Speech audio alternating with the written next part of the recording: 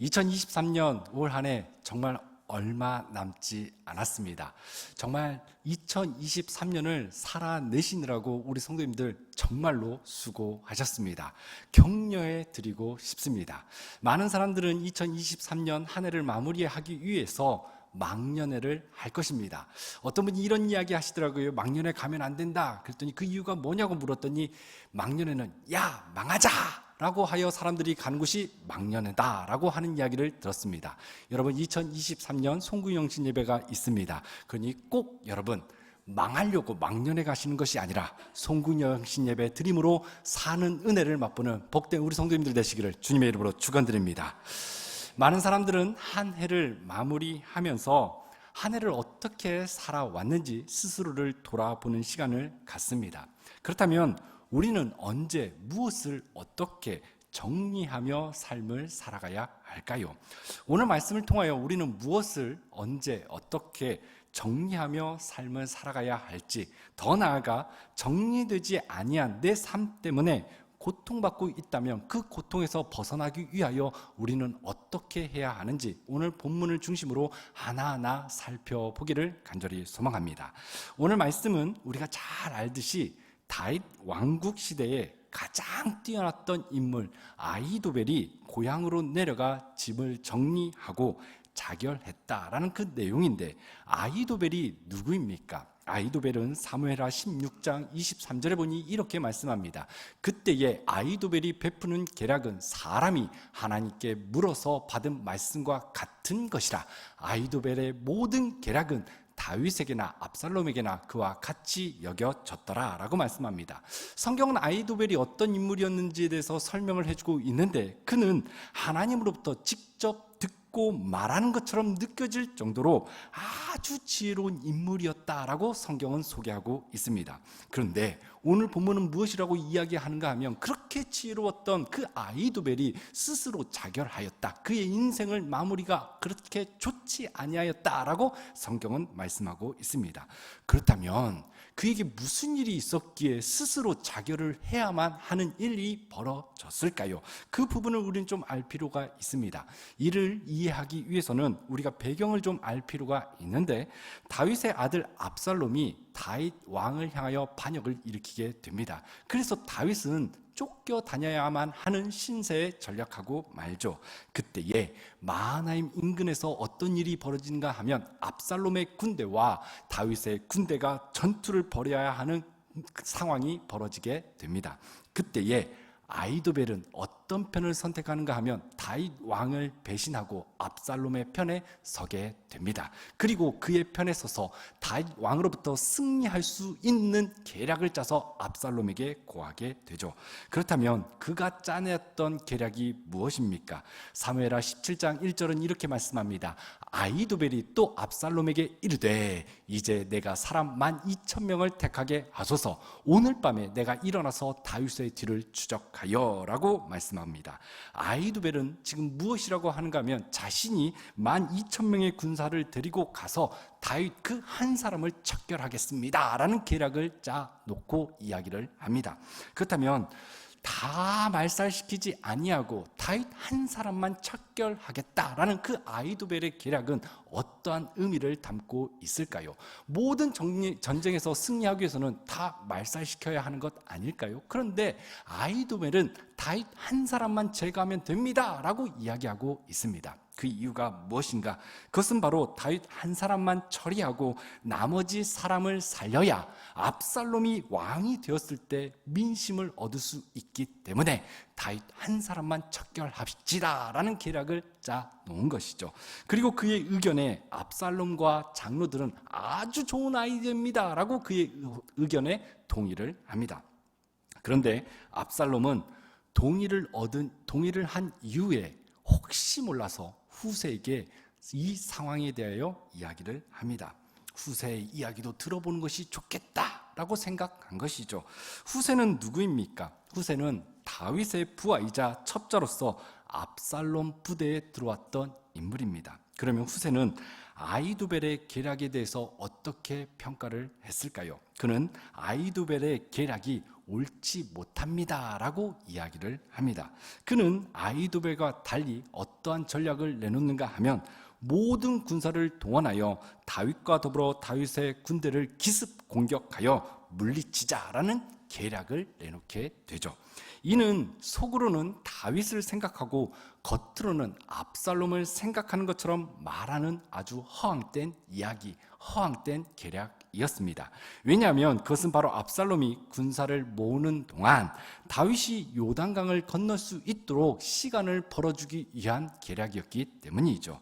그때에 압살롬은 어떤 편을 선택하게 됩니까? 분명히 아히도벨의 계략은 아주 현실적이었습니다.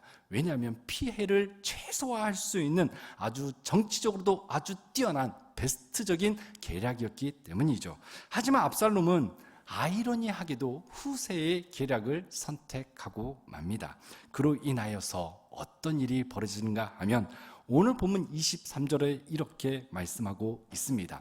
아히도벨이 자기 계략이 시행되지 못함을 보고 나귀의 안장을 지우고 일어나 고향으로 돌아가 자기 집에 이르러 집을 정리하고 스스로 목매어 죽음에 그의 조상의 묘에 장사되었더라 라고 말씀합니다.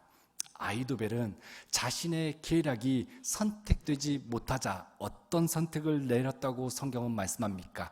자신의 계략이 선택되지 못하자 그는 고향에 내려가 집을 정리하고 스스로 자결해 버렸다라고 성경은 말씀합니다.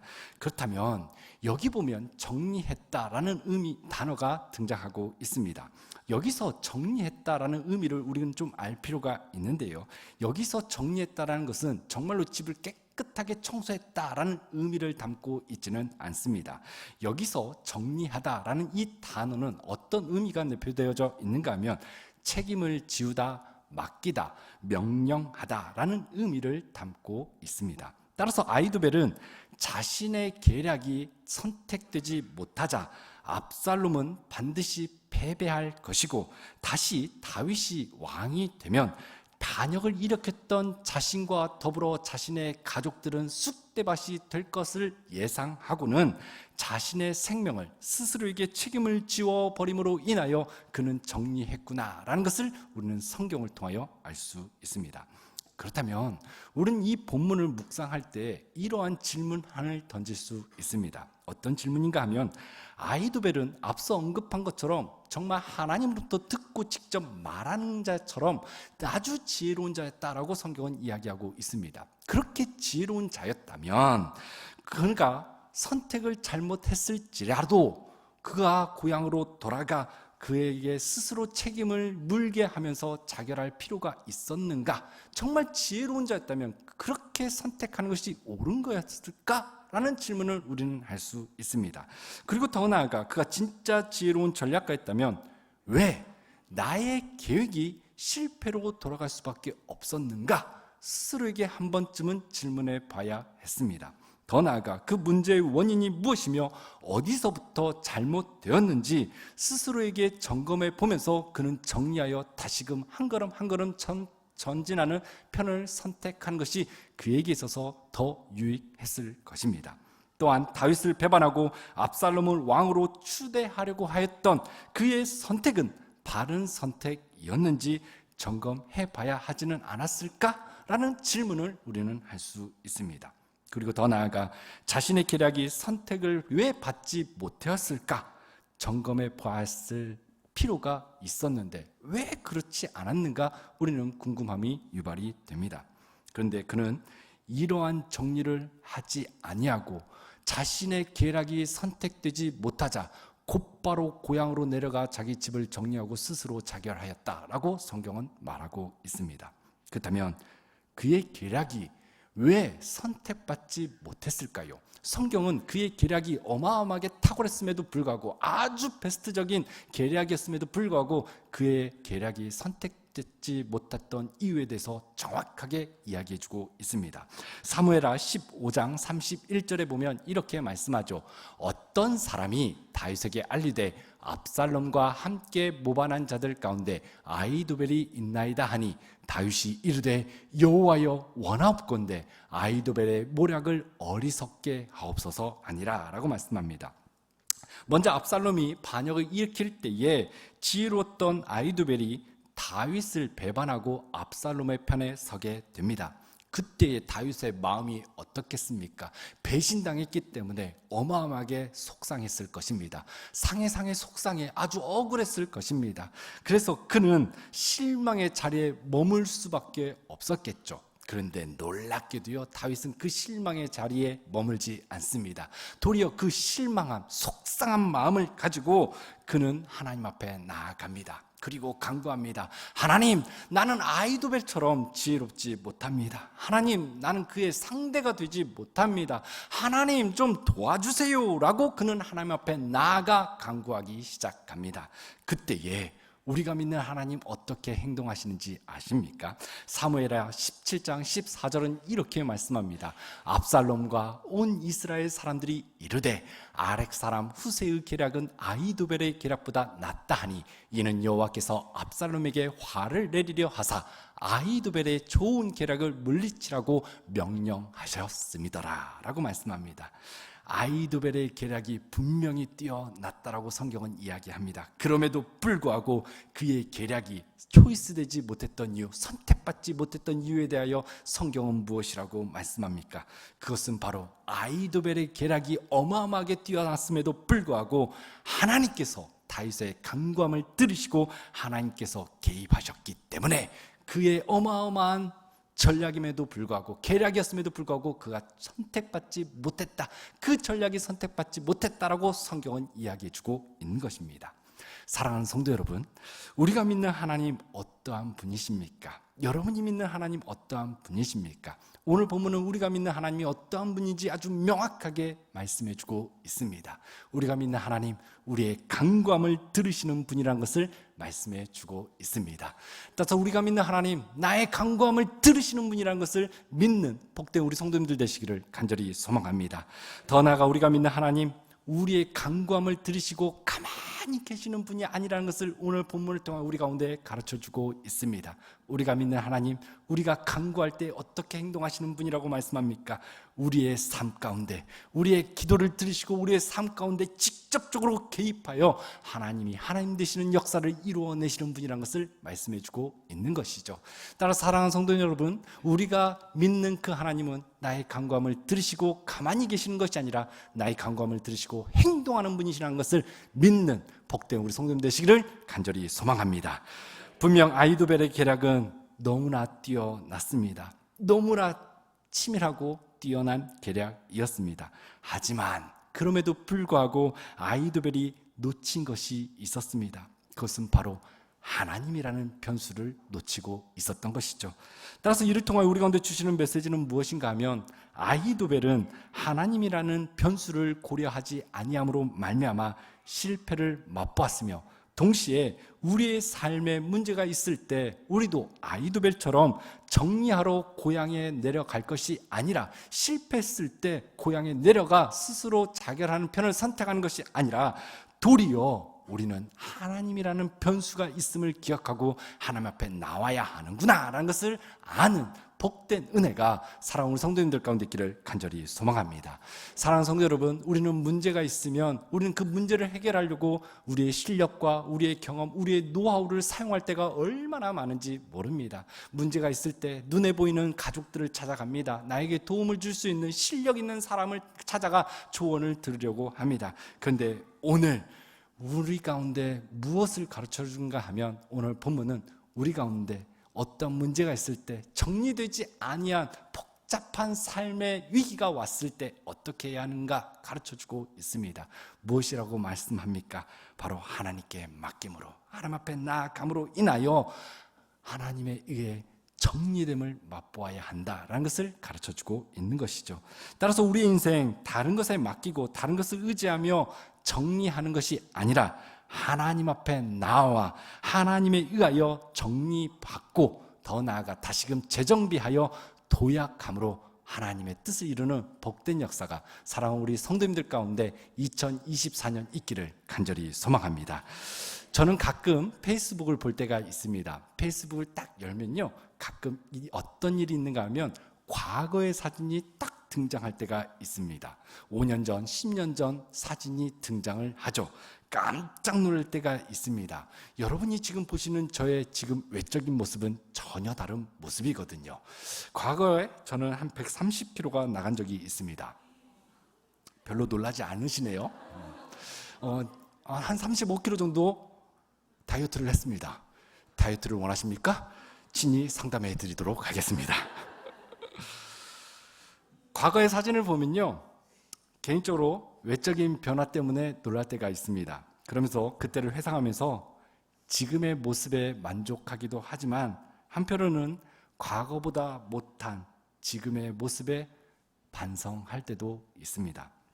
그리고 중요한 것은 사진을 보면서 저는 한 가지 깨닫는 것이 있습니다. 그것은 바로 하나님께서 나의 삶 가운데 매 순간순간마다 개입하심으로 인하여 내 삶이 정리되었기 때문에 지금의 이 자리에 있구나라는 것을 깨닫게 됩니다.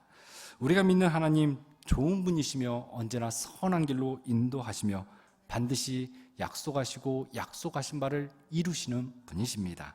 그리고 지금 우리가 여기까지 온 것은 그 하나님께서 열심과 열정을 다해 우리의 삶 가운데 개입하심으로 우리의 삶을 정리해 주셨기 때문에 비로소 우리가 이 자리에서 오늘도 예배 드리고 있는 줄로 믿습니다.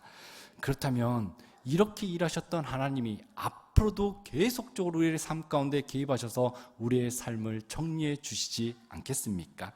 따라서 지금 정리되지 않고 복잡한 상태에 여러분이 놓여져 있다면 머리 쓰지 마시고 우리의 삶을 정리해 주시는 그 하나님 앞에 나오는 편을 선택하는 복된 역사가 사랑하는 우리 성도님들 가운데 있기를 간절히 소망합니다. 특별히 사무엘하 17장 14절에 보면 이렇게 말씀하고 있습니다. 압살롬과 온 이스라엘 사람들이 이르되 아렉 사람 우에의 계략은 아히도벨의 계략보다 낫다 하니 이는 여호와께서 압살롬에게 화를 내리려 하사 아히도벨의 좋은 계략을 물리치라고 명령하셨습니다 라고 말씀합니다. 여기서 명령하셨다라는 의미는 정리하다와 같은 의미입니다.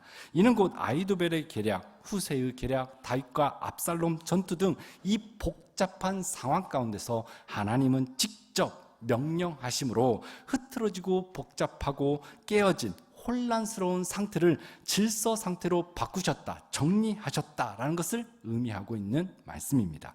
우리가 믿는 하나님께서는요, 태초부터 아주 혼란스럽고 공허한 상태에 놓여진 상태를 가만히 바라보시지 아니하시고 정리하시고 충만케 하셨음을 성경은 이야기해주고 있습니다.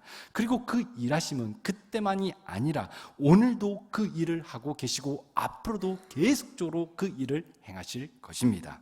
그러므로 우리는 이 믿음 가지고 엉켜버리고 혼란스러운 상태에 놓여져 있는 나의 인생 가운데 우리 하나님은 반드시 찾아오셔서 엉키고 설킨 복잡한 나의 인생 가운데 정리하시는 분이라는 것을 믿고 나아갈 때에 우리 하나님은 반드시 우리 삶 가운데 찾아오셔서 개입하심으로 우리의 삶을 완전히 정리해 주신다는 것을 믿고 끊임없이 우리는 하나님 앞에 나오는 편을 선택해야 할 줄로 믿습니다.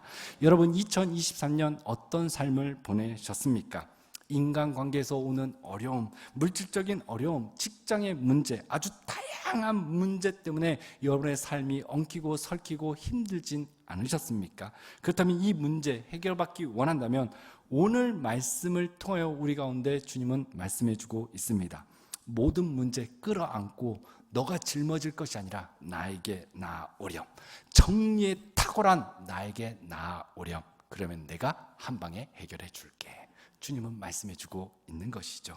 따라서 오늘 말씀을 듣고 2023년 하나님 앞에 나와 청산해야 할 것이 있다면 청산에 탁월하신 그 하나님의 은혜를 맛보게 하여 주님 앞에 끊임없이 나아오는 복된 우리 성도님들 되시기를 주님의 이름으로 축원드립니다. 그리고 동시에 2024년 계획을 나름대로 세우실 터인데 하나님이라는 그 변수가 있음을 기억하시고 그 하나님을 소외시키지 말고 하나님께 묻고 듣고 나아와 2024년을 멋지게 계획해 나아가는 복된 우리 성도님들 되시기를 간절히 소망합니다. 그렇다면 우리는 여기서 한 가지 적용해야 할 필요가 있습니다.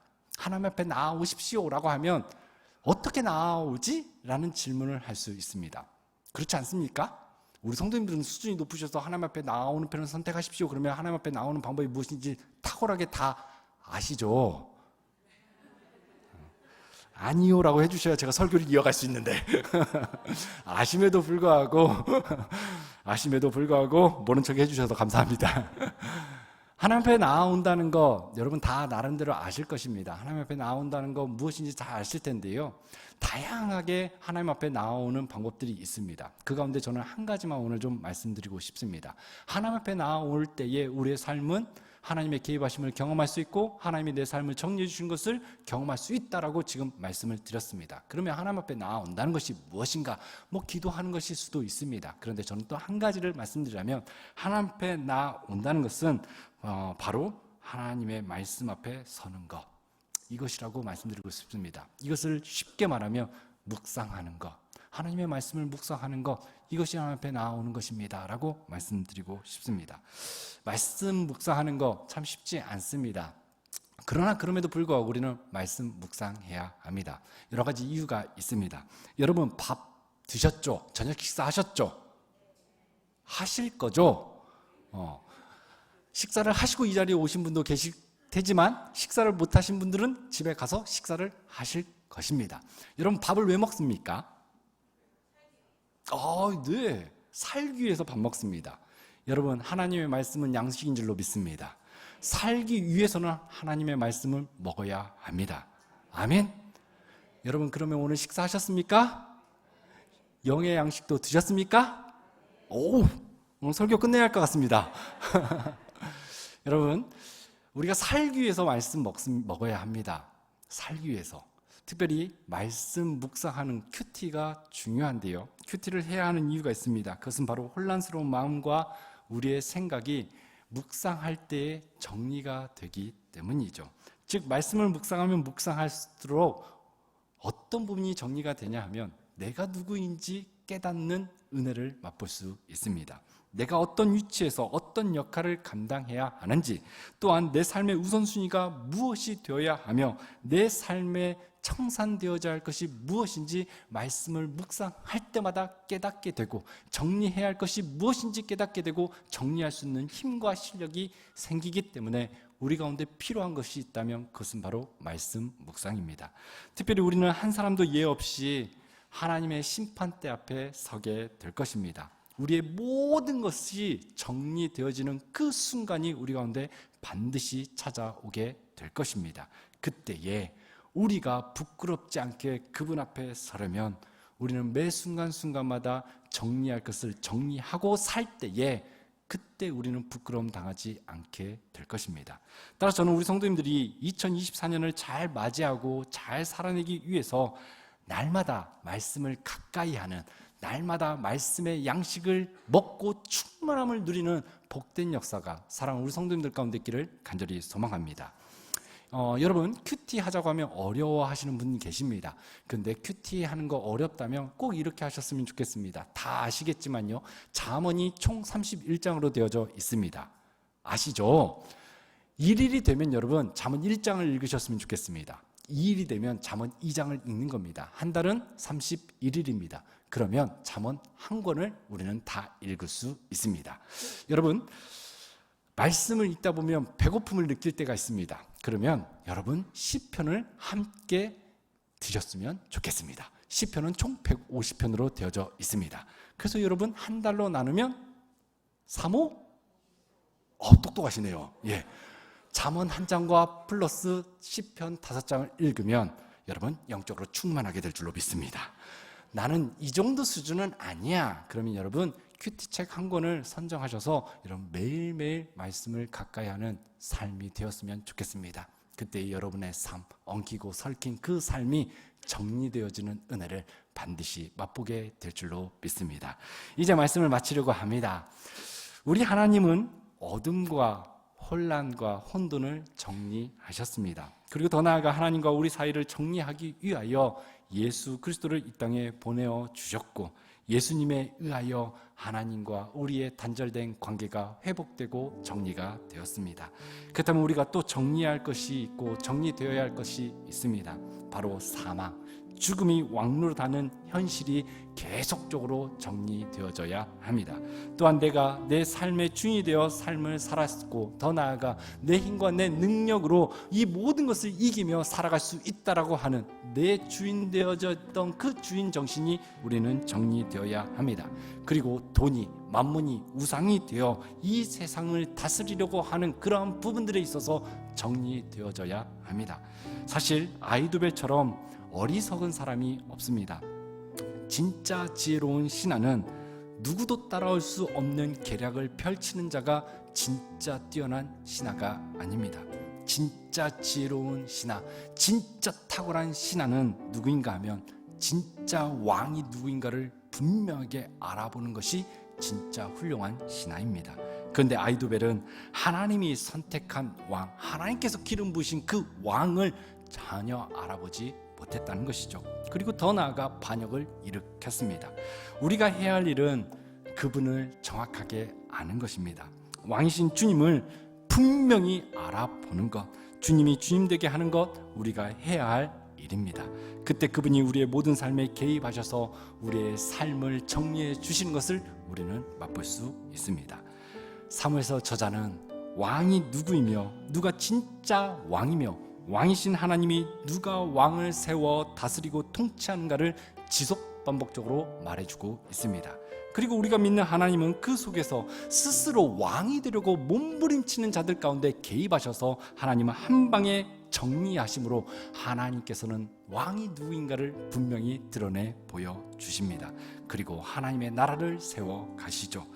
세상이 너무나 혼란스럽습니다. 불의한 자가 아주 당당하게 삶을 살아가는 것이 지금의 현실입니다. 도리어 약하고 힘없는 자는 발버둥을 치지만 그 발버둥을 쳐도 헤어나오지 못하고 있는 것이 지금의 현실입니다. 여기저기에서 뭔가 다르다는 그 이유만으로 차별을 당하고 무시를 당하고 멸시를 당하는 것이 요즘의 현실입니다. 약한 자가 강한 자에 의하여 핍박을 받고 더 나아가 그들에 의하여 목숨까지 잃어버리는 것이 지금의 현실입니다. 그러나 오늘 말씀을 통하여 우리 가운데 소망의 메시지를 던져주고 있습니다. 그것은 바로 우리가 믿는 하나님, 그 하나님은 혼란스러운 세상 가운데 개입하셔서 말끔하게 정리하신다는 것이죠. 그리고 더 나아가 엉키고 설킨 나의 삶 가운데도 여전히 열심과 열정을 다하여 개입하셔서 정리하심으로 하나님이 하나님 되신다는 것을 이 본문을 통하여 우리 가운데 가르쳐주고 있습니다. 이것이 우리 가운데 얼마나 소망이 되는지 모릅니다. 따라서 이 은혜를 맛보기 위하여 내가 정리할 것은 내 삶에 하나님이 하나님 되고 있는가? 하나님이 내 삶의 주인이신가? 하나님이 내 삶의 주인으로 계속 살아왔는가? 그렇지 않았는가? 점검해 보았으면 좋겠습니다. 여러분이 왕이 되면 우리의 삶은 정리되지 않습니다. 그러나 만왕의 왕이신 우리의 아버지가 내 삶의 왕이 되는 순간, 인정하는 순간 나의 엉키고 복잡한 삶은 한 방에 정리될 줄로 믿습니다. 왜냐하면 우리가 믿는 하나님 정리하시는 거에 탁월하신 분이니까요. 그러니 부디 이 부분이 정리가 잘 되어 바른 정리 가운데 2023년을 잘 마무리하시고 다가올 2024년도 하나님의 계획하심을 통하여 계획이 아주 잘 세워지고 또 하나님의 계획하심으로 인하여 그 계획됨이 잘 진행이 되어서 하나님의 뜻이 이루어지는 것을 보고 모두가 함께 감사와 찬송으로 영광 돌리는 복된 역사가 사랑 우리 영광교회 가운데 차고 넘치기를 주님의 이름으로 축원드립니다.